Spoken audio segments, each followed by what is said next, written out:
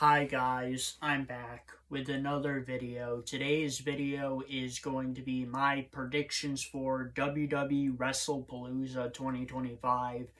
Now, WWE Wrestlepalooza is kind of a new pay-per-view, not really.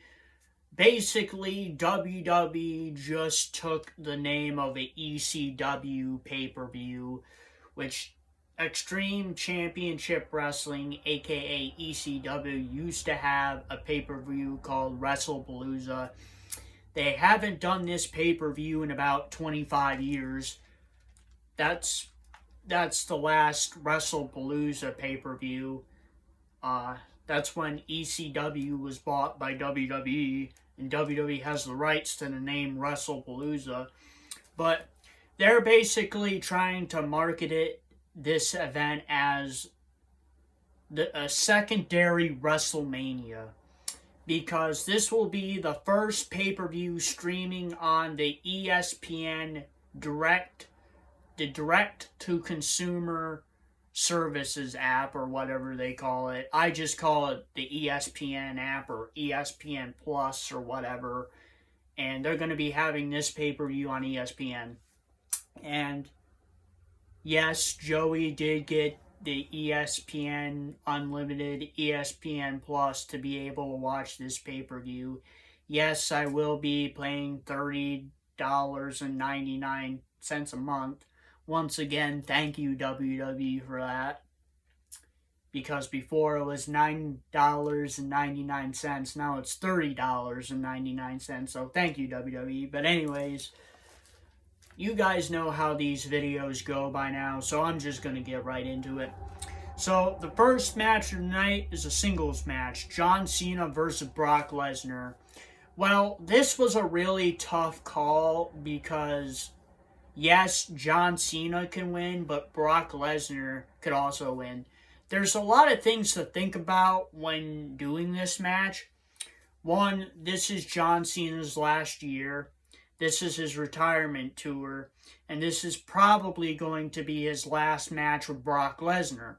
So do you want John Cena to win because it's his last match against Brock Lesnar? Two, do you want him to have a big win during his retirement tour? Or three, do you just simply want John Cena to win? And you can say the same thing about Brock Lesnar. One, this is Brock Lesnar's last match against John Cena. Two, this is his return match in about 3 years. And three, do you want him to have a big win? But though, my pick to win this match is John Cena, and the reason is because I feel like they could. Yeah, they're shaping this to be John Cena's last match with Brock Lesnar, but there's also a possibility that they could do a rematch, John Cena versus Brock Lesnar, at the next pay-per-view, which would be Crown Jewel in Perth, Australia. That's the next WWE pay-per-view. And John Cena does not have an opponent for that pay-per-view. And they could do a rematch against Brock Lesnar, or they could have John Cena have an open challenge at the pay-per-view. Or maybe do a feud between John Cena and AJ Styles, or John Cena and Dominic Mysterio. We'll see. But the reason why I picked John Cena to win is because there's a definite possibility that John Cena could face Brock Lesnar in a rematch. The second match of the night is a tag team match, the Usos versus The Vision. My picks to win are the Usos.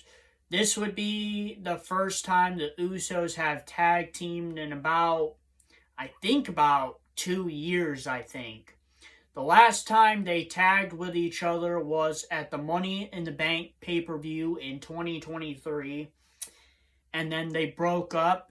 They both became singles competitors, and now they're tagging up again to face The Vision. And I just don't see a top-tier tag team like the Usos losing to The Vision. Is it a possibility that the Usos could use? Yeah, definitely. The Usos could lose, and I could get the prediction wrong.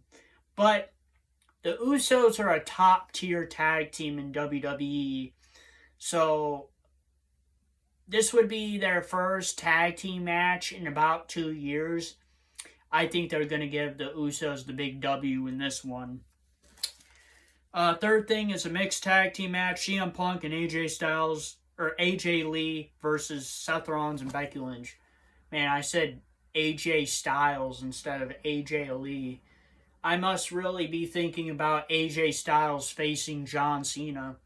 That's one match that I would really like to see John Cena face. One wrestler he should face before his retirement, but I don't know if they're going to do it. But anyways, yeah, it's CM Punk and AJ Lee versus Seth Rollins and Becky Lynch. This is an obvious pick for me. I'm going with CM Punk and AJ Styles. I just don't see AJ Lee losing her return match to WWE. This is her first match in 10 years, and I just don't see her losing.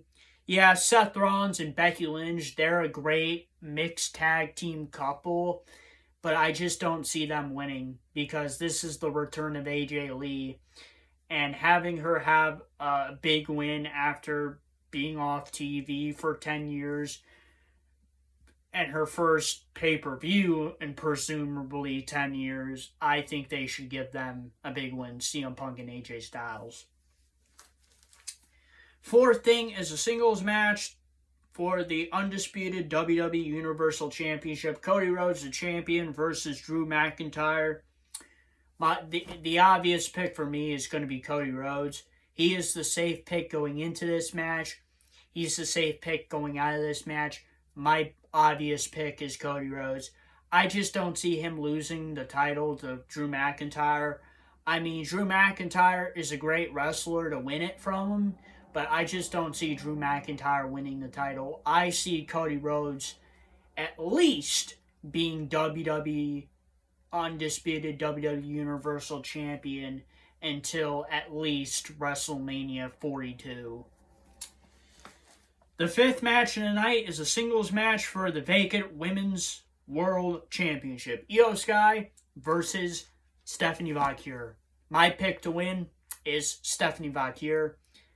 I've talked about this on Monday Night Raw news videos for the announcement of this match, and I talked about it in those videos, my Monday Night Raw news videos. Simply, I think Stephanie Valkyrie is just the better pick, in my opinion, to win this match. Nothing against Io Sky. She's a great wrestler. But if you remember correctly from her last title reign, Io Sky was champion for about 5 to 6 months. And she only had 3 title defenses.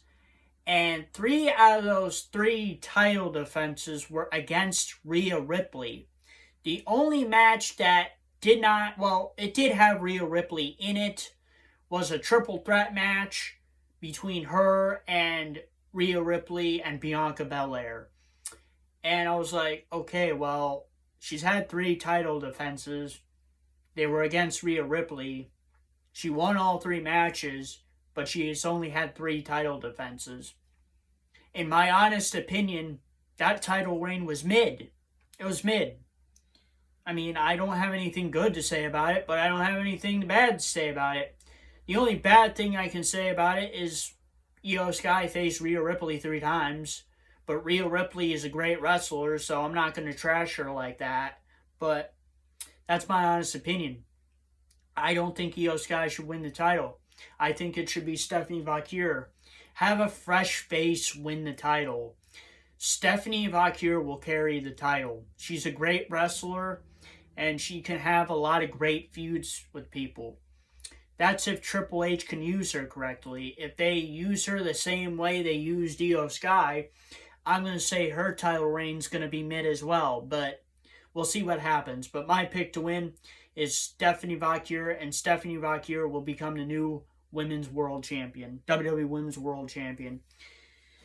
And this match, I don't know if it's going to actually be a part of the card. I just wrote it down.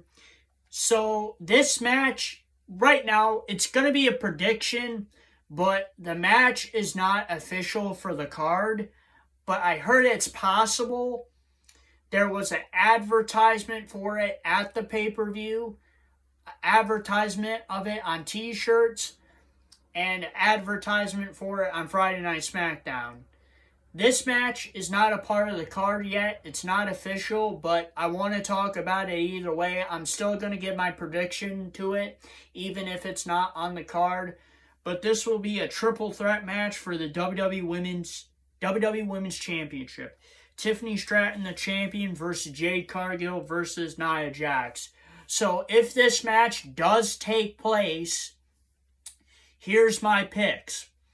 So my first pick to win is going to be Tiffany Stratton. She is the safe pick going into this match. She is also the safe pick going out of this match. She is also the champion. So Tiffany Stratton is a strong contender to win this match and remain champion. My second pick to win is going to be Jade Cargill. And the reason why I say Jade Cargill is going to win, this might be her opportunity to finally win the title. Jade Cargill has faced Tiffany Stratton twice for the championship. Once at SummerSlam, where she lost, and once on a recent SmackDown, which was a no contest because Nia Jax attacked both Jade Cargill and Tiffany Stratton. Nia Jax will also be a part of this match. But the reason why I say Jade Cargill is my second pick to win is because this is definitely the great opportunity for her to win, for her to finally win the WWE Women's Championship without, Tiffany Stratton looking weak and losing the title. She's been a great champion so far, so you don't want to make Tiffany Stratton look weak. So my obvious pick here is going to be Tiffany Stratton and Jade Cargill. What about Nia Jax? Nia Jax is not going to win, and here's the reason why. She's already been the champion this year. She has already faced Tiffany Stratton for the championship 3 times already, and Jade Cargill deserves it more. So those are my picks for that match. As always, the card is subject to change, and it might be subject to change if they add this triple threat match. Like I said, this triple threat match for the WWE Women's Championship is not officially on the card yet. It's not an official match. I just wrote it down just in case, so I could put my prediction for it in this video. But yeah, the card is subject to change. And those are my predictions for WWE Wrestlepalooza 2025. Please post a comment. What is your prediction for WWE Wrestlepalooza 2025? And if you guys like this video, please don't forget to please like, subscribe, and comment. And I'll see you guys next time. Peace, period.